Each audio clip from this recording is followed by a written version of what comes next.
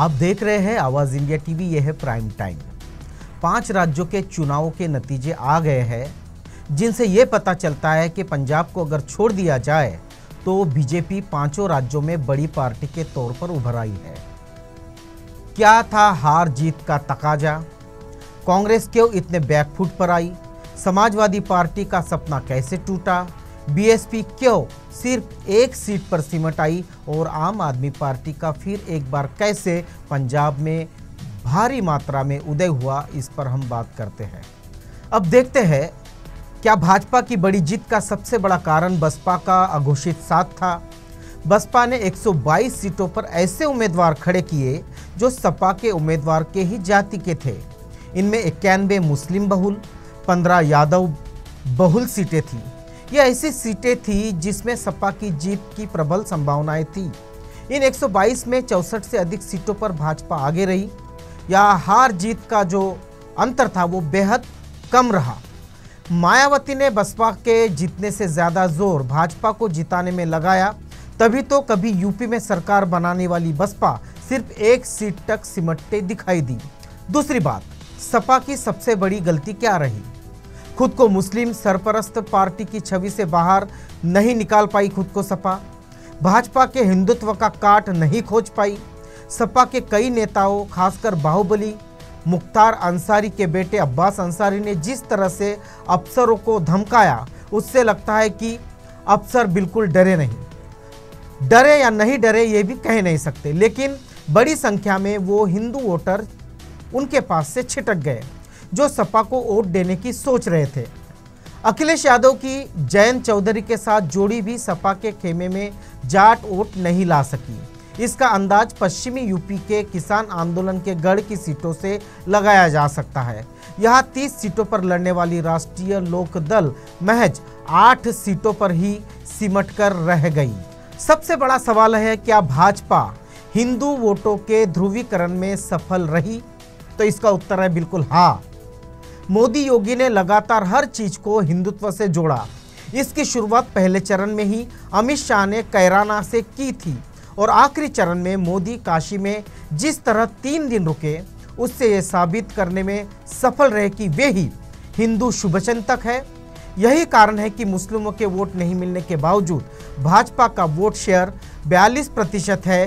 पिछली बार जो 29% था, जो 2% ज्यादा है। वही बसपा का वोट शेयर 12.7 दिख रहा है, जो पिछले बार के शेयर वोट से यानी 22.9 से लगभग 10% कम है। सपा का वोट बैंक भी 10% बढ़ा है।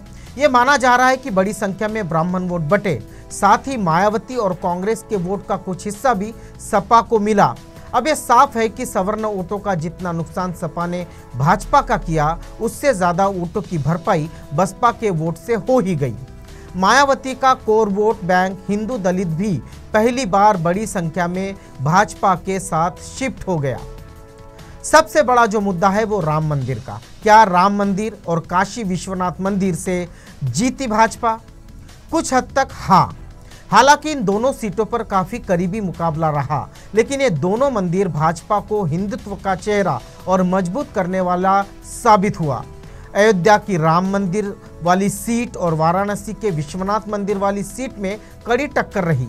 विश्वनाथ मंदिर वाली सीट ने काफी योगी सरकार के कद्दावर मंत्री डॉक्टर नीलकंठ बार बार आगे पीछे होते रहे, लेकिन इन 2 मंदिरों के कारण पूरे प्रदेश में भाजपा ने हिंदुत्व का माहौल बनाया। भाजपा के बारे में लोगों की ये धारणा भी बनी कि ये जो कहते हैं वो करके दिखाते हैं। इसका क्या मतलब लगा है? क्या जातियों में लोग नहीं बटे, लेकिन कम। पश्चिमी यूपी में जाट शहरी और ग्रामीण में बट गए। शहरी जाट बड़ी संख्या में भाजपा के साथ गए और ग्रामीण के जाट बड़ी संख्या में सपा के साथ गए। जहां सपा ने सवर्ण चेहरा दिया, वहां बड़ी संख्या में उस जाति के विशेष के वोट उसे मिले। दलित वोट पहली बार बसपा खेमे से भाजपा में शिफ्ट हुए। भविष्य की राजनीति के हिसाब से ये भाजपा का सबसे सकारात्मक पहलू है। ठीक इसी तरह सपा का माई यानी कि मुस्लिम और यादव फैक्टर का सबसे बड़ा भाग यादव भी घोसी और कमरिया 2 भागों में बट गया। मोदी का मैजिक, जी हाँ, मोदी का मैजिक कितना चला, इस पर भी बात कर लेते हैं। इस बार मोदी मैजिक चल गया।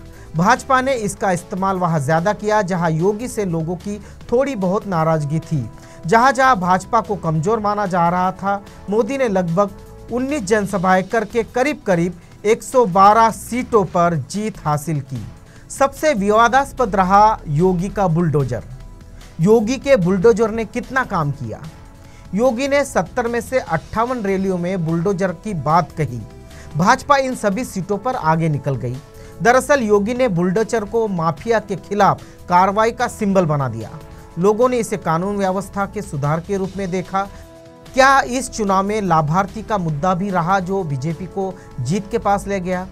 बिल्कुल सही। हार जीत के कयासों के बीच भाजपा को अगर सबसे अधिक विश्वास था तो 15 करोड़ लाभार्थियों पर। उन्हें महीने में 2 बार अनाज तेल के साथ नमक भी दिया गया। चुनाव के समय भाजपा ये संदेश देने में कामयाब रही कि नमक का कर्ज चुकाना है। ये लोगों की भावना से जुड़ा और काफी हद तक इसका प्रभाव रिजल्ट पर भी दिखाई दे रहा है। क्या किसान, आवारा जानवर जैसे और बेरोजगारी जैसे मुद्दों का भी इस चुनाव पर असर पड़ा? थोड़ा बहुत असर पड़ा, लेकिन उतना नहीं जितना भाजपा को डर था, सपा को उम्मीद थी। सबसे बड़ा उदाहरण पश्चिम यूपी का है, जहां की करीब 60% सीटों पर भाजपा आगे है। माना जा रहा है कि गृहमंत्री अमित शाह की चाणक्य नीति ने यहाँ हिंदू वोटों के ध्रुवीकरण में अहम रोल अदा किया। यूपी में लखीमपुर, जहां केंद्रीय मंत्री अजय टेनी के बेटे पर किसानों को गाड़ी से कुचलने का आरोप लगा, वहां भी भाजपा 8 में से 60 सीटों पर आगे रही। तो क्या अखिलेश की रैलियों में जो भीड़ दिखी वो क्या किराए की थी? नहीं, ऐसा नहीं कि वो किराए की थी।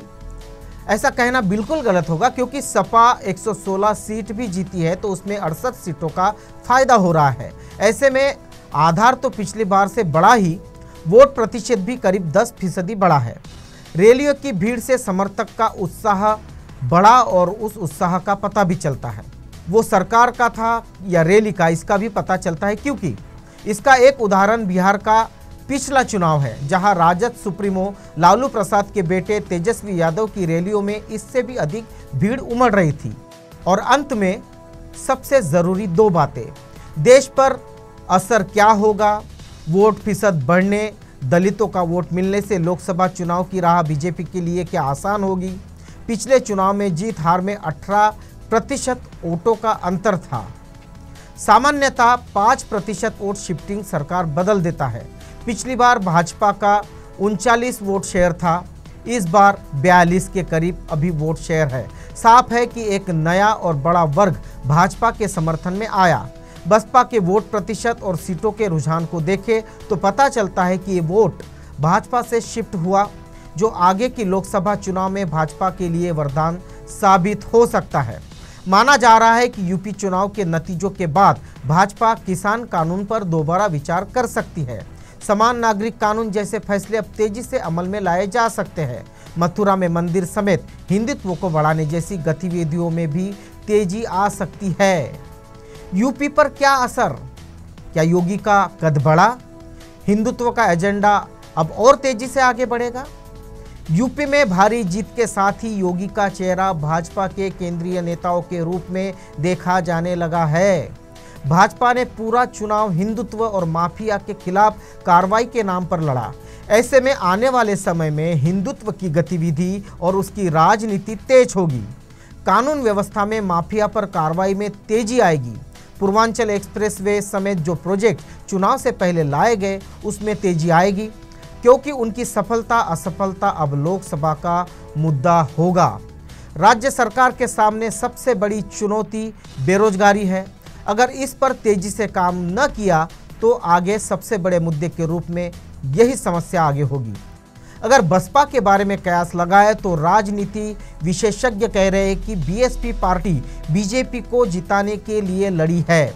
सपा का 8-10% वोट बढ़ा है, लेकिन आप देखिए बसपा को जो वोट घटा है वो लगता है कि बीजेपी में चला गया, उसके फायदे में ही चला गया। कई लोगों की राय है कि वोट शिफ्ट होने का एक कारण बीएसपी समर्थकों और वोटरों के बीच बनी भ्रम की स्थिति भी रही। इसकी एक बनामी उस वायरल वीडियो से देखी जा सकती है जो फरवरी के पहले हफ्ते में सोशल मीडिया में वायरल हुआ था। यह वीडियो हो सकता है आप तक भी पहुंचा हो। इसमें बहुजन समाज पार्टी प्रमुख मायावती के एक बयान को देखने को मिलता है कि ट्विटर, फेसबुक और व्हाट्सएप पर शेयर किया जा रहा है। 30 सेकंड के वीडियो के जरिए दावा किया जा रहा है कि मायावती ने अपने समर्थकों को संदेश दिया कि समाजवादी पार्टी को हराने के लिए बीएसपी भारतीय जनता पार्टी के उम्मीदवारों को भी वोट दे सकती है। उत्तर प्रदेश में पहले चरण का मतदान 10 फरवरी को था। इस तारीख को ठीक पहले ही ये क्लिप वायरल हुई। पहले चरण पश्चिमी उत्तर प्रदेश की 58 सीटों पर थी। आप सबको पता है कि पहले चरण में ही उन सीटों पर वोट डाले गए जिसमें कभी मायावती और बहुजन समाज पार्टी का गढ़ माना जाता था। लेकिन साल 2017 के विधानसभा चुनाव में यहां भारतीय जनता पार्टी ने 53 सीटें हासिल की और बीएसपी को सिर्फ 2 सीटें मिली थी। बीएसपी और मायावती के बारे में आपने सबने देखा ही होगा कि जनाधार स्वीकार करने की या पार्टी या खुद की खामियों वाली ऐसी कोई बात मायावती के मुंह से नहीं निकली। ना ही उनके पार्टी के नेतृत्व की खामियों पर कोई बात उन्होंने की, ना ही नाकाम रही पार्टी की चुनावी रणनीति पर वो कुछ बोली। और बहुजन समाज पार्टी की सुप्रीमो ने फिर वही राग आलापा कि दलित वोटों के साथ मुस्लिम वोट मिल जाता तो नतीजा कुछ और होता, और मुस्लिमों पर हार का ठिकरा फोड़ा और कहा कि मुस्लिम समाजवादी पार्टी के साथ चला गया इसलिए हार हुई। तो क्या मायावती की बहुजन समाज पार्टी दलित और मुस्लिम समीकरण करने में नाकामयाब रही? आप सबको पता है कि सारी पार्टी की बागडोर ब्राह्मणों के हाथों में थी। प्रबुद्ध सम्मेलन भी चलाए गए। तो क्या ब्राह्मणों ने बसप को वोट दिया? अगर नहीं दिया तो मायावती इस पर क्यों कुछ बोल नहीं पाई? सवाल बहुत है। लोकतंत्र जब खतरे में है और हिंदुत्व हावी हो रहा है, इस वक्त खुद की जिम्मेदारी को दरकिनार करना और सारा दोष किसी और पर मढ़ देना ये कितना जायज़ है। जैसे कि अखिलेश यादव ने कहा कि ये लोकतंत्र बचाने का चुनाव है और साथ ही साथ ये भी कहा कि वोटों की चोरी हो रही है, बीजेपी वोटों की चोरी कर रही है। यही बात कभी केजरीवाल और ममता भी कह रहे थे। तो अब नतीजों के बाद अखिलेश, ममता, मायावती या केजरीवाल सारे चुप क्यों है?